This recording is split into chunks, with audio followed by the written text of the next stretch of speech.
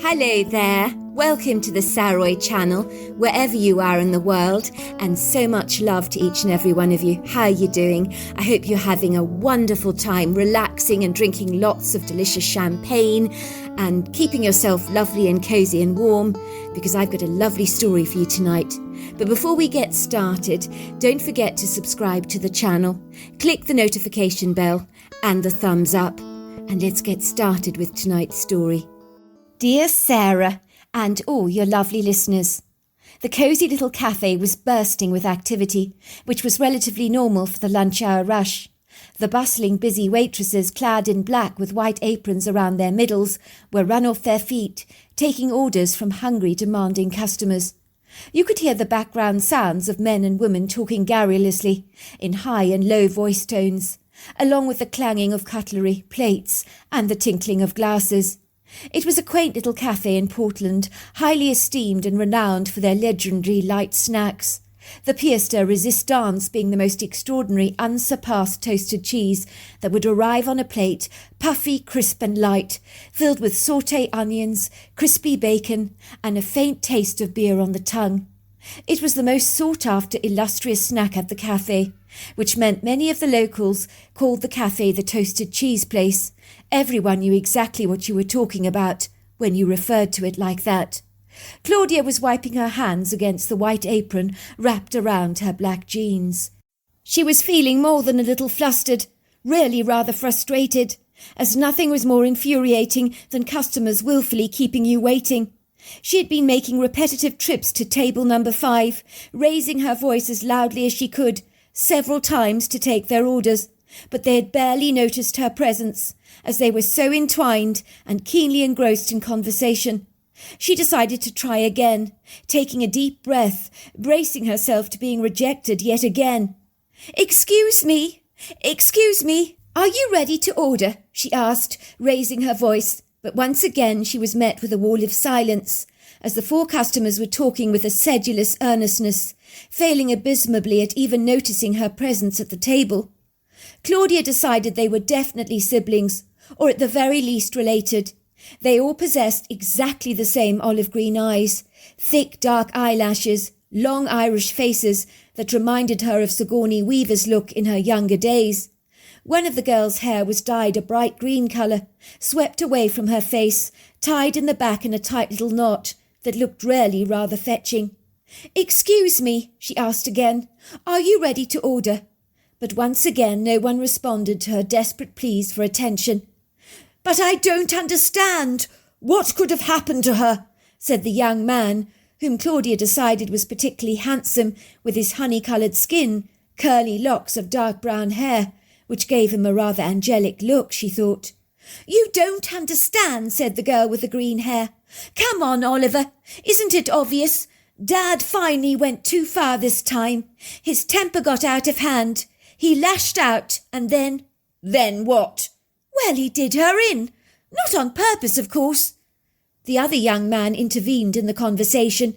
"Jane, are you completely nuts? Dad might be many things, but he's not a murderer." "Then explain why Mum has been missing for 3 days, and Dad doesn't seem at all concerned." "Because that's Dad for you," said the young man. "You know what he's like. He never worries about a single thing. He never ever has. If Mum goes away for a few days, he doesn't bat an eyelid. He's always been insouciant and carefree like that." "I say we call the police," said the other woman. "I think we should file a missing persons report as soon as possible." At that the girl with the green hair flared up, rather like a protective dog, ready to lash out at her sister. She almost growled in her disapproval. "Involve the police? Are you stark raving mad, Jennifer? We don't need them sniffing around the place like a bad smell." "Just supposing. And listen, I'm saying supposing, so don't blow my head off again when I say this. You know what Dad's like. I know he's a lovable teddy bear most of the time, but let's not kid. When he gets a little heated under the collar, he can blow a fuse. So heaven help you if you get caught up in the firing line. Just imagine if he accidentally lashed out at Mum. Maybe he pushed her down the stairs. Dad is a bull in a china shop sometimes, Really cloddish, clumsy, ungainly. You think Dad has killed her, don't you, Jane? Said the young man called Oliver. You think he's only gone and buried her under the patio or in the backyard or something? Well, it's a distinct possibility. For a while everybody was silent, as if they were processing the ominous, baleful, inauspicious words that no one wanted to be thinking. For the 4 kids, the very thought that their father could have killed their mother in a heated moment sent shivers of impending dread down their spines, leaving all 4 siblings shuddering in dismay, barely able to conceal their rising level of angst, as all 3 green eyes glinted with a worry that was easily discerned by Claudia. This was the perfect, quintessential time for her to take down the order, but she was so entranced and engaged in the conversation that she continued to listen, as no one had noticed her standing there eavesdropping on what was to date the most interesting, intriguing conversation she'd ever heard since she'd started working at the cafe. Well then, what do we do about this? Said Oliver, his furrow crinkling in hundreds of worry lines. Supposing Jane is right, and Dad has accidentally killed Mummy. We need to protect him. We can't let the police know about this under any circumstances. Let's not kid. They wouldn't see this as an accident. They'd lock him up and throw away the key. He could be in prison for life. That would destroy him. It would break Mum's heart if that were to happen to him. Why are we all assuming and audaciously presupposing that Dad has fortuitously killed Mum? Said the other girl with the long brown hair that cascaded beyond her shoulders in a glorious fountain of gleaming locks. It's so typical of you, Jane, to be so melodramatic, to immediately unabashedly launch into worst-case scenario without giving poor Dad the benefit of the doubt. Mum could be a legitimate missing person. I mean, hundreds of people go missing every year here in America. It's an established fact. Everybody knows this. Well, more to the point, said Oliver. You spoke to Dad, Jane. What did he have to say to you? Well, you know what Dad's like. He was nonchalant, dispassionate, as cool as a cucumber. He said that Mum had been gone for 3 days, that maybe she'd simply hired an Uber, visited her sister Ruth. But I phoned Ruth. Ruth told me that Mum hadn't visited her. So then where is she? That's the $101 question. Well, it's a pity Mum doesn't drive, said Oliver. At least we would be able to discern by her car whether she was still on the farm or whether she went somewhere and never returned. Jane looked up to see Claudia standing there with her pen and paper. Let's order, everyone. We're keeping this poor waitress waiting. I think we'll have 4 of your toasted cheese and 4 Mountain Dews, she said to the waitress. Is everybody happy with that? Her sisters and brothers nodded. Claudia then nodded, scurrying away, wishing she hadn't been spotted standing there, as she had thoroughly enjoyed listening in to the conversation. She was wondering what could have possibly happened to their mother. Was it really possible that the father had accidentally killed her, panicked and buried her under the patio or in the backyard? You heard of things all the time like that. Even the stats revealed that you had more chance of being killed by someone close to you, a family member even, rather than by a random stranger. She could discern the siblings absolutely adored their father, but his blasé, apathetic and indifferent attitude over his missing wife surely was a red flag to them, she thought. But then what did she know about murder? Claudia quickly returned to the table with steaming hot plates of puffy melt-in-the-mouth toasted cheese, garnished with sprigs of parsley and a side salad, along with frosted glasses of Mountain Dew. Jane, I think you need to go and speak to Dad. Find out what's going on. You've always been more forthright than the rest of us, but keep us posted as to what is going on, said Oliver. We'll do so, said Jane, thanking Claudia for the toasted cheese. These look scrummy, she said. Oh, our toasted cheese is very famous here, said Claudia, smiling. Please all enjoy. Jane's account. Jane sat in her truck, feeling so frustrated. She pulled back her green hair, undoing the knot and refastening it again. Something she always did when she was nervous or rather on edge. Some might reach for a cigarette to calm their frazzled nerves. Jane tended to play with her hair. As odd as it sounds for her, twiddling her hair around in her fingertips rarely did relax her significantly. She had organised the meeting at the cafe in Portland to discuss the plight of her mother, but it hadn't gone down very well with her siblings as she had hoped. Of course, everyone thought she was being scandalous, going beyond the pale, discussing the high probability of her mother being accidentally killed by her father. Everyone thought she was blowing things way out of proportion. But then where was her mother? People didn't randomly disappear for 3 days at a time without getting in touch, did they? Jane's father was the most wonderful man, but he was tall, ponderous, and rather heavy-handed in his body. A little like the Incredible Hulk, as he was well over 6 foot tall, very stockily built.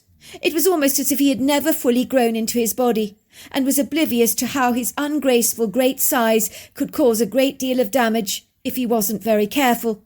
Indeed, her maladroit father had been known to ungainly walk into tables, breaking glass vases, ornaments, window panes, and glass tabletops without much difficulty at all. He was the kind of mellow, chilled, affable man that was so easygoing and relaxed he wouldn't bat an eyelid if you didn't return home for a couple of days.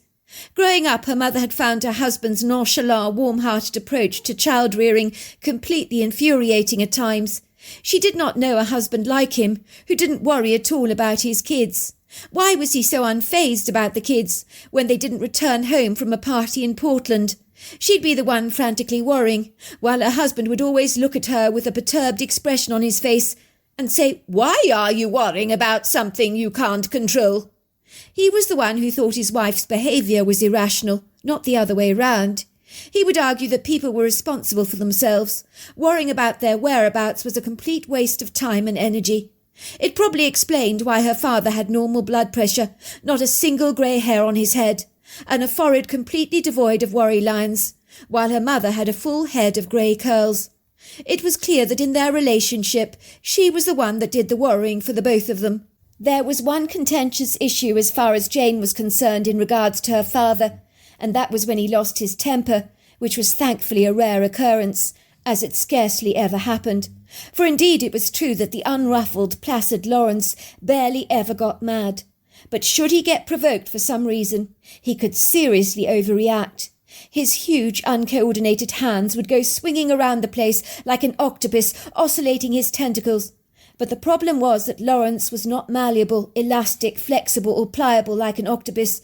So if he thrashed out at you with his powerful fists in an irked frenzy, accidents were more than likely to happen. So heaven help you if you got caught up in the crossfire.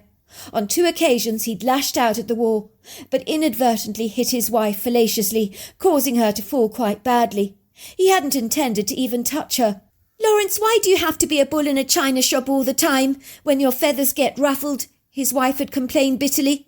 "Is there no way you can stop throwing your arms around the place? You're like one of those humongous, frenzied, lovable dogs that impetuously knocks everything over in his path, causing a tsunami of devastation in its wake. You seem to fail to see how big and cumbersome you are. You break everything you touch, but things are replaceable. But I'd like to tell you, Lawrence, your children and wife are not. So if you break us, you can't just go and buy new models of us." As Jane sat back in her gleaming white BMW, she imagined whether her father might have killed her mother inadvertently. I mean, these things happened. There was no point in beating around the bush, talking in circles like her siblings always did. You never got anywhere with that approach. No, she needed to be direct with her father, to the point of being candidly blunt and brusque. She'd say it as it is in a forthright, undiplomatic way. "Dad, did you kill Mum unwittingly? I know you wouldn't have done it intentionally, but please tell me exactly what happened." Of course, her siblings would be appalled with her being so forthright, but as usual, her father was so perfunctory and lackadaisical about his beloved wife being missing for a couple of days. In his mind, his wife had gone off to visit her sister, but Jane knew very well her mother never just disappeared without telling anyone where she was going. She wasn't like that at all. Jane put down her foot on the accelerator, making sure to keep her driving at a safe speed. She drove to the family Lavender farm, which was about 4.5 hours from Portland, not too far from the town of Jacksonville in Oregon. Before long she was driving down the country roads, familiar stretches of land that brought warm, wistful feelings of nostalgia back into her heart. Sentimental, evocative feelings of her blessed childhood, as this was the part of the world where she'd grown up as a young girl.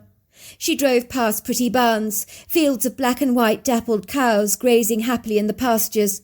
Then she finally was driving on the dusty dirt road that led to her father's lavender farm, where the family distilled lavender essential oil for a living. She felt heartily annoyed that the road had not been paved with asphalt, as it was as dusty as it ever had been, so her rubber wheels were lifting up smoky mists of dust. Finally she reached the wooden farm gate, posted Lavender Hills Farm.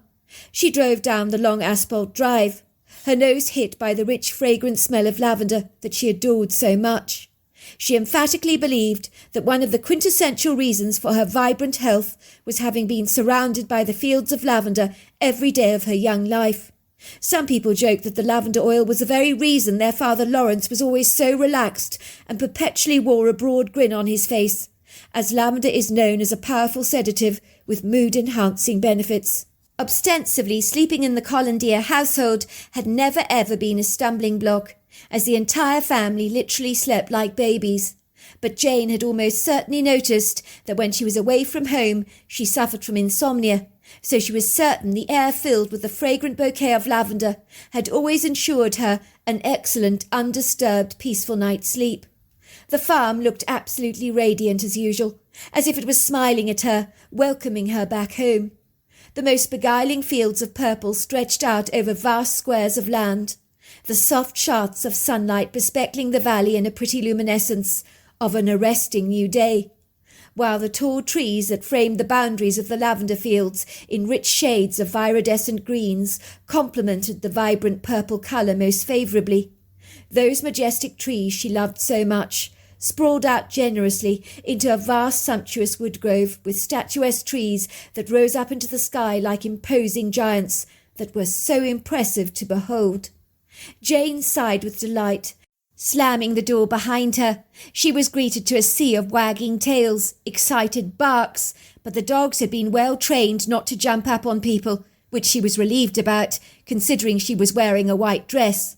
She could see her father walking down the step towards her with a broad, cheeky grin on his face. "This is a lovely surprise, Jane," he said, wrapping his arms around her in a warm, affectionate hug. "What brings you home to the farm?" "I'm worried about Mum. I've heard she's gone missing for 2 to 3 days. "Oh, that," said her father, giving her a grin. "I spoke to you about that already. You worry far too much. You know your mother, Jane. She's so impulsive. My guess is she's gone to visit her sister Ruth." "Dad, I'm being deadly serious now," said Jane, growing visibly annoyed. "This is your wife we're talking about, my mother. For your information, Ruth has not seen Mum recently. So the big question is, where is she?" At that, her father raised a brow. "Funny. You do surprise me. I thought that she might be at Ruth's. I wonder where she's got to." "Dad, you haven't done anything to her, have you?" she asked him gingerly. "I'm sorry to have to ask, but I need to know." "What are you implying, Jane?" said her father, growing indignant and chagrined. "You think I've bumped your mother off, is that it? Buried her here in the yard? Is that what you kids really think about me?" "Well, Dad, I just want you to know that whatever has happened, we are 100% behind you. All of us are. You know we are. We understand that accidents happen. And let's just say this without putting too fine a point on it, Dad, but you are a tad clumsy, always bumping into things." "Well, that's very nice to know, dear, that you have my back," said her father sarcastically. "Dad, you know what you're like. I keep saying you're big and clumsy. When you get angry, you start boxing the walls. Sometimes you're so cumbersome you end up hurting anyone in the crossfire. You could have accidentally killed Mum, panicked, and buried her." Jane's father studied his earnest daughter in horror through his olive green eyes, framed by thick dark lashes that only served to accentuate the depth of their greenness. He hardly dared to believe what his daughter was implying. Did his kids really believe he was capable of killing their mother, the quintessential love of his life, the woman who made his life richer and more beautiful by her mere presence? Just because he wasn't concerned about his wife's whereabouts at the minute, his kids now suspected him of foul play. If Jane thought he was guilty of this duplicity, Then he assumed so did all his other children. It mortified him to think that they could even conceive that he of all people could have done away with his wife. The mere thought was nonsensical. It should be a source of great offence that his kids would have such a low opinion of him, he thought. Jane, I can't believe you would even suggest. But Dad, we know what you're like. All of us do. But the police don't. Imagine if you were to report Mum missing now. They'd think that you had something to do with her disappearance. You'd become their prime suspect. Why are you overreacting, Jane? Your mum's only been gone for 2 or 3 days. Maybe she wanted a break. Maybe she's booked into a cottage by the coast. I wouldn't begrudge her doing something like that. I am Eleanor's husband. I'm not her keeper. So she's just bogged off to the coast, has she, Dad? Without telling you? That's a crazy idea. You know it is. You know that's not like her. Your mother doesn't have to tell me everything she does. Oh, Dad, you're so exasperating. You never worry about anyone, but you should be worried about Mum. Supposing something terrible happened to her. Imagine if she had a catastrophic accident. Lawrence tried to digest everything his daughter was saying. He'd always emphatically believed his family overreacted over the most insignificant things. In his humble opinion, this situation was no different. If his wife had taken off 3 days, that was her business. But why were his kids making a song and dance about it? He was absolutely certain his wife would return home safe and well, as she always did. He'd never worried about things like this in his life. But his daughter suggesting his wife could have been involved in an accident suddenly made him feel quite queasy. He'd never entertained such unsettling, discomposing thoughts before. But now, for the first time in his long life, he was beginning to feel unhinged. Dad, where did you see Mum last? I want you to think very carefully about this. I think she mentioned she was going for a walk in the woodgrove. Well, we need to go and find her. Lawrence needed little encouragement now. Suddenly his apathetic attitude was overtaken with a grievous concern. Imagine if Jane was right. Imagine if his wife really was in trouble. Eleanor's account. I'm going for a walk, darling, she said, blowing Lawrence a big kiss. I need some fresh air. Actually, I'm gagging for it. I felt cooped up indoors after all that torrential rain we've had recently. What are you telling me for, sweetheart? You know you can do what you want around here. We never stand on ceremony. You're as free as a bird. Since when have I ever clipped your wings? Since never, said Eleanor, although it would be good if you were worried about me a teensy-weensy bit, she teased. Worry about you, laughed Lawrence. Why would I worry about you, dear? You're perfectly capable of looking after yourself. I never have to worry about you. Eleanor smiled as she walked through one of the fields of lavender towards the woodgrove. One thing about growing lavender for a living was that she was always in a good mood. When she had married Lawrence all those years ago, her health had radically improved exponentially, which she put down to the healing powers of the essential oil that infused the air that she breathed every day of her life. Eleanor never failed to stop marvelling at the oceans of lavender, flowers that stretched out before her in resplendent carpets of purple. There were bees buzzing around the plants, colourful butterflies darting from one flower to another. She breathed in the heady, full-bodied, provocative fragrance, delighting in the rich, intoxicating, potent smell. Who would have thought she'd have ended up marrying a lavender farmer, she thought to herself. Lawrence was the perfect husband. He'd never worried about a thing, while Eleanor had come from a background in which her parents were always frantically worried about absolutely everything. If she had been 5 minutes late as a little girl for anything, her parents would have panic attacks, thinking that she'd been caught up in a deadly accident or something quite catastrophic had happened to her. It was hardly a wonder, she thought, that by the time both of her parents were in their 30s, their hair had turned as white as snow. By the time they'd both reached their 50s, they'd both died of sudden unforeseen heart attacks.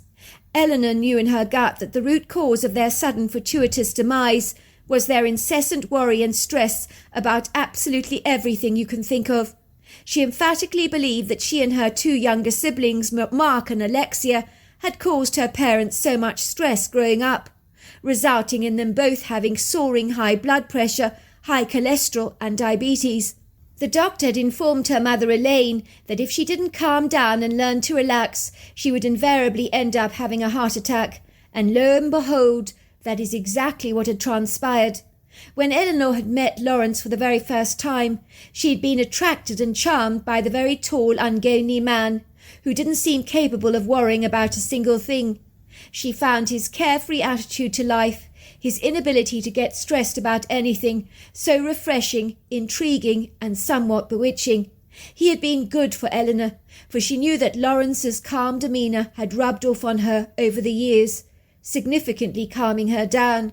She was ever grateful that if she got in her truck and went away for a couple of days without even informing her husband, he wouldn't even bat an eyelid or worry about her at all. He would know that she was perfectly all right, although there was a small part of her that wished he'd worry just a little bit. Supposing one time she really was in trouble, she pondered, and Lawrence had no comprehension that she needed his help. Some people would misconstrue her husband's indifference to her whereabouts as a husband who did not love his wife, but nothing could be further from the truth, for she knew no one could love her as much as Lawrence did, and as far as she was concerned, he was the love of her life. Eleanor made her way into the wood grove beyond being in the field of lavender. This was the most treasured place in the world to her. As a girl growing up, one of her most cherished, beloved stories was The Secret Garden, where 3 children discovered the delights of a magical garden hidden away from prying eyes. For Eleanor, the wood grove represented just that. To her it was a secret little favoured sanctuary, her special place. Over the years since her children had left home and were now working in Portland, the wood grove had become her most favourite little hideaway. She wasn't sure what it was that she loved about this tranquil, serene haven. She adored the remarkably stately-looking trees that were so old, so regal, so mature. They seemed like wizened friends who had been around for an awfully long time, even before she was born, which was a sobering, rather humbling thought. She delighted in the majesty, splendour, graceful repose of all the trees, the vast knowledge and sagacious wisdom she believed their long, rugged, rough-textured trunks contained.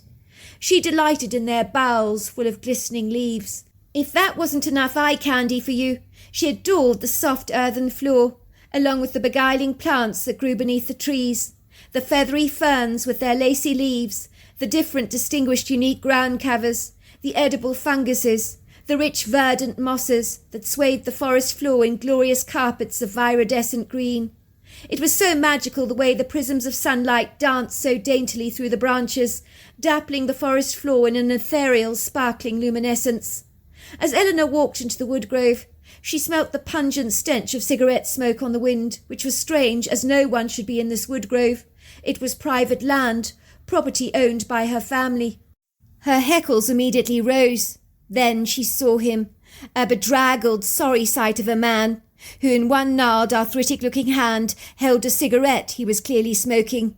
In the other, a half-empty bottle of rum he was drinking. She noticed to her disgust there were several bottles of rum and whiskey strewn haphazardly across the ground, all empty. Eleanor marched towards the man indignantly. He looked to be in his early 60s, with a wrinkled, weathered face that had been overexposed to the sun, a scattering of silvery grey hair that was brushed over a rather bald scalp, as if to cover it.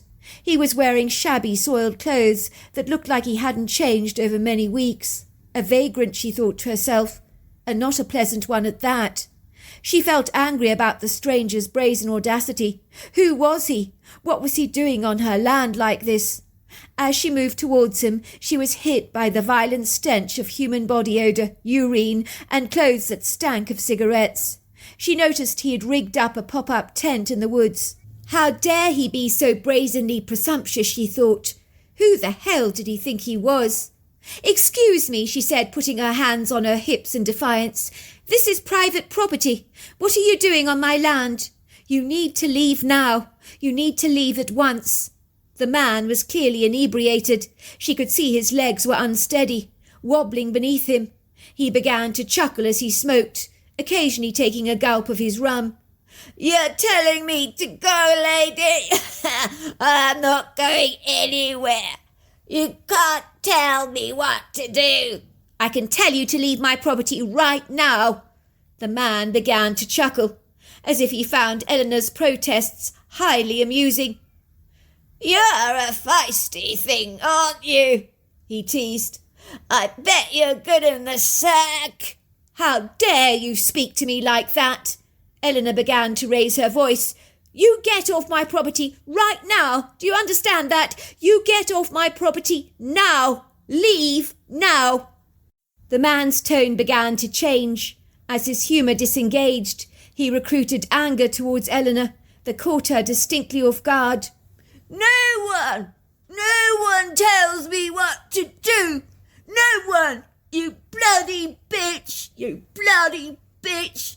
I know what you're like. You women, you're all the same. All the same. You think you can boss me around? Is that it? You get the F out of here. You think you can tell me what to do? The next thing that Eleanor knew was the man picked up a stone and threw it at her head. She recalls falling back on the ground. Everything went completely black. How long was Eleanor unconscious? She didn't know, but she woke up to find herself in a cave, where prisms of sunlight danced through the cracks of the stone, enabling her to see clearly, even though the light was faint. But it danced around the cave in soft shadows. She noticed the stone walls of the cave were tall as they were wide. "Where am I?" she thought, sitting up in surprise, looking down on herself to discover that she was laying on a straw and bracken bed that was covered in deer pelts. It was dark and cool in the cave, the floor carpeted also with deer pelts. Dried lavender hung on the walls of the cave, which made the place smell quite fragrant. It was certainly a cosy-looking den. She looked around, thinking to herself, "Where the heck am I?" Her head was throbbing violently. She touched the sensitive, sore spot on her head, where it really hurt. She could feel a large swollen bump that was tender to the touch. She could see that the skin had been grazed, as if she must have been bleeding there, but it had obviously dried up. Then a memory came flashing back to her. Of course, that obnoxious drunk in the woodgrove. He'd thrown a rock at her. But how had she ended up here? Where was she? That was when she saw a dark shadow moving towards her. To her amazement, she found herself locking eyes with a female Bigfoot. Until this point in time, she had never believed in the existence of such a mythical creature. But now she was in no doubt that Bigfoot was real, unless the blow to her head had been so hard that she was now hallucinating. The creature looked directly at her, through the kindest eyes Eleanor had ever beheld, then pointed to her head and said some strange words that Eleanor discerned was very much a language. Eleanor nodded. She said, "Yes, I do remember. I got hit." The creature nodded, as if to affirm what Eleanor was saying. She noticed that it seemed to have the ability to read her mind. The creature was different to what she would have anticipated a Bigfoot to look like. She had been under the distinct impression that they bore a remarkable resemblance to an ape. But this she did not think was the case. In her humble opinion, the creature looked like a giant human being, covered in long dark hair, the colour of coal, with overlong arms and a distinctive pyramid-shaped head. At a guess, the creature was easily over 8 foot tall, about 700 pounds, and was distinctly female, as she had rather drooping breasts that hung low upon her chest. The Bigfoot disappeared for a moment, returning with berries and a few apples. Eleanor was grateful, not being able to comprehend why she was so hungry. The creature, having read her thoughts, lifted up her fingers, pointing to her, raising 3 fingers, as if to say, "You've been out for 3 days." "You mean I've been here for 3 days?" gasped Eleanor. The creature nodded. Eleanor was absolutely shocked. She thought about Lawrence and smiled to herself. Thank God he wouldn't be worrying about her, she thought. She ate the apple and berries hungrily. Then she got to her feet, wobbling unsteadily, as her head was still throbbing. She moved towards the door of the cave, gasping when she realized how high the cave was off the ground. There was no way she could walk down this precipitous rocky outcrop without breaking her neck, she thought. You'd have to be as agile as a mountain goat to maneuver your body down this mountainous incline. The Bigfoot indicated that she would carry Eleanor, and she agreed to this. There was no way she could navigate her way down this outcrop, Besides, she didn't know where she was, as the terrain was unfamiliar to her. The very congenial, benevolent Bigfoot picked her up in her arms as if she was as light as a feather, and then bounded out of the cave, down the rocky incline, with efficiency and grace. Eleanor sniffed the Bigfoot. She had heard stories that they stank, but this wasn't true. She liked the smell of the female Bigfoot. She smelt of the earth and of lavender. Eleanor pressed her head against the soft hair and felt a warmth in her heart, as if she was swaddled and protected by the creature's love. She could feel the rise and fall of the Bigfoot's chest and hear the breathing sounds from her nose that rather reminded her of a horse. The Bigfoot glided gracefully with Eleanor in her arms to the wood grove that Eleanor loved and adored so much. She could hear the sounds of her daughter's voice calling her, so she indicated for the Bigfoot to put her down on the ground. Then she wrapped her arms lovingly around the creature, giving her a big warm hug. Thank you, she said. I can't thank you enough for helping me." For a second the two of them locked eyes. Eleanor saw that the Bigfoot seemed to be smiling at her. It then nodded. She watched it gliding away. What a magnificent creature, she thought. "I'm here, Jane," she cried out. Jane came running through the forest, racing towards her mother, enveloping her mother in her arms. "Mum, I thought you were dead," she cried with relief. Lawrence was smiling. "So there you are, my sweet darling," he said. "The kids thought I'd done you in, buried you under the patio." At that Eleanor burst out laughing. "As if your father would do that to me. Really, Jane?" "Well, he is very clumsy," said Jane. "He is that," her mother agreed. "And he never worries if you go missing, not even for a couple of days. That's not normal." "True," said her mother, "but I wouldn't have your father any other way." Jane pulled her cell phone from her pocket and sent an SMS to all her siblings. "Mum is safe and well." "Where have you been, Mum?" said Jane. "Wouldn't you like to know?" said her mother. "Let's just say if I told you my story, you'd be unlikely to believe a word of it." To this day, Eleanor does not know who the mystery man was that was dossing down in the wood grove, but she is ever grateful to a Bigfoot that rescued her in her impaired state, nursing her back to health. So there you are. That's my story. Wow, what an incredible story. Until next time, goodbye and good night.